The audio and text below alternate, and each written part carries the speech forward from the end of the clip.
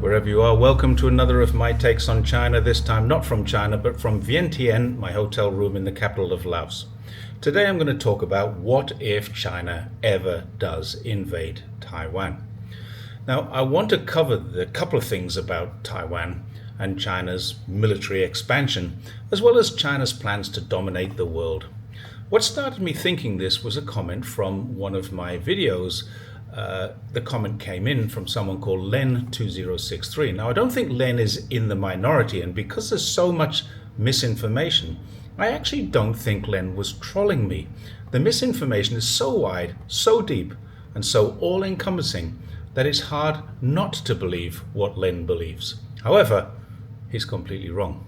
What Len said was this, and I quote, "China is stronger now and will expand its territory. Taiwan is the first step, but not the last. As a reaction, Japan and other Asian countries will increase its military." I think he means their military. And my response was, "You're wrong on 3 counts, Len. It's hard to imagine a 30-word reply to a video being so completely off the mark, but here we go. One is, China will not take Taiwan by force. They've never said they will, they've said the opposite. They've never intimated they will, nor threatened they will. What they have done is advise the world, and particularly the USA, not to attempt to encourage separation because China will, and they have said this very clearly, prevent the island from moving away from the United Nations recognized one China. Another is that Taiwan is already Chinese territory in all but political name. Historically, geographically, culturally, China can't expand to Taiwan because Taiwan is already part of China. Even they admit that. The third part of why this post is wrong is that Japan has already increased and announced further increases in the Japanese Defense Force to become a more aggressive, larger, and better US-equipped military force. Now, I don't know if Len was trolling me, but if he was, he's going to have to work an awful lot harder than that. And I made some comment to that effect. Exactly one day later, Len came back with this comment. Quote, "It does not matter what you or I say. What matter is the big China military exercise around Taiwan and what China neighborhood think." That's exactly as he wrote it. Now, Russia did military exercises before their invasion. Better to be safe than sorry, Len went on to say. In other words, as Len said, the best way to avoid a war is to punch first, punch hardest, and hope the person you punch doesn't get up and punch you back harder. Well, this is another relatively fair comment, but let's give it some context. In recent history, Napoleon came through Ukraine and millions of Russians, as well as most of Napoleon's army, perished. Then in the lifetime of my father's generation, Hitler did the same thing. Once again, many millions perished on both sides. NATO promised faithfully it would never do that to Russia, but guess what? It's exactly what NATO were doing a few years ago.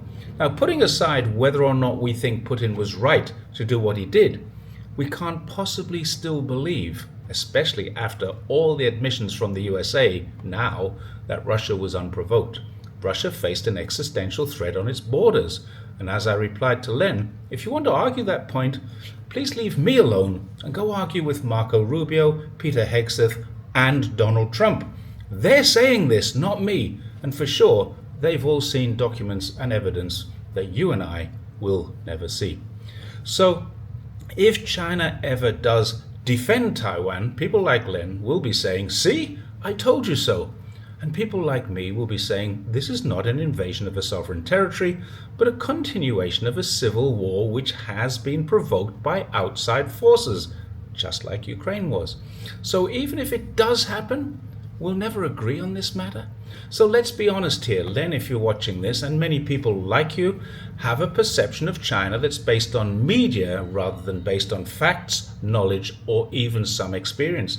And I'll be honest, about 5 or 6 years ago, I would say, if asked about the Taiwan situation, that the matter is too complicated because I didn't want to offend my Chinese hosts, and I really didn't have personal experience or knowledge. All I had was what I'd read in media, and I can assure you, I held a similar impression to Len before I came to China, but since taking the time to learn some facts, it's obvious I was also misinformed.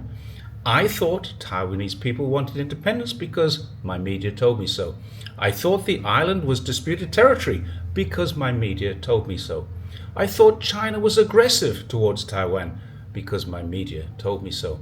I thought Taiwan was a state that China claimed as its own because my media told me so. And I was wrong on all counts. Now I know that Taiwan is a part of China because I've done proper research. I've read the Cairo Declaration. I've read the 3 joint communiques. I've watched Presidents Carter and Reagan say so, and I've seen the United Nations resolution declaring it to be so. I also happen to note that even the Republic of China calls itself China, and in Taiwan, the car number plates also say that all the cars there are registered in the province of Taiwan. That's on their cars. So if China ever invades Taiwan with or without provocation from the US, I'll still argue that Len and the media he follows were wrong. In the past, I would have conceded he might have been right, but that was before I really understood the one China policy. That's the one which the US consistently shifts goalposts on, but it is enshrined in the United Nations and adhered to by all but a handful of countries, and all of those who don't are financially supported by the USA to maintain the position of the Republic of China being the leader of one China. Now remember, the Chinese Civil War didn't stop in 1949. The Republican government fled to Taiwan, and they did so without visas, without passports, without entering any kind of refugee program because they weren't entering another country. They were fleeing to a remote province.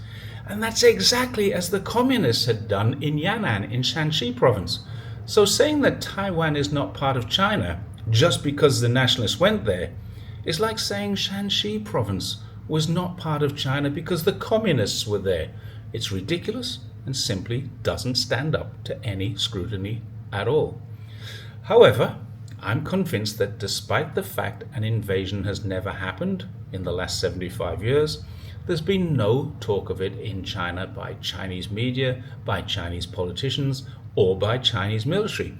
There have been no threats of it from China, no plans made within China, and no military preparation for it by China.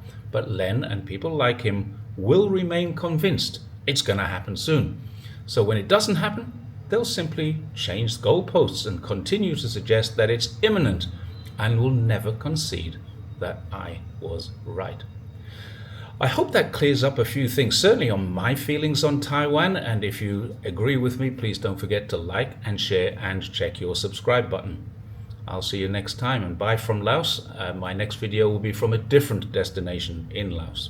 See you then, bye for now.